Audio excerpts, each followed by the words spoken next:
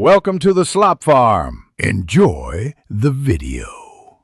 In this video, I will explain how to learn fast bowling. First, let's master the grip. Hold the cricket ball with your index and middle fingers across the seam, about 1 centimeter apart. Your thumb should rest underneath, providing support. This grip allows for maximum control and helps generate significant pace. Remember to keep your wrist cocked back and firm, ready to snap through the delivery. A good grip is the foundation for a powerful and accurate fast ball.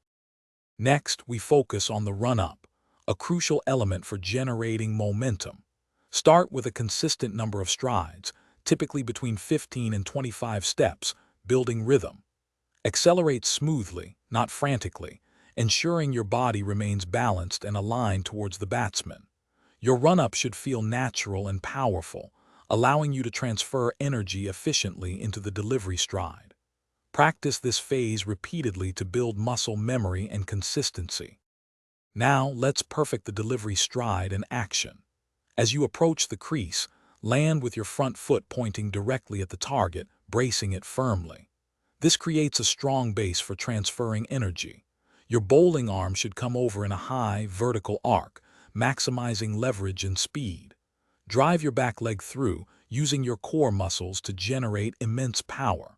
A fluid, coordinated action is key to delivering a fast and effective ball. Finally, the follow-through and consistent practice are vital. After releasing the ball, continue your momentum, allowing your bowling arm to swing naturally across your body towards the target. This prevents injury and ensures maximum pace. Recover quickly, ready for the next delivery.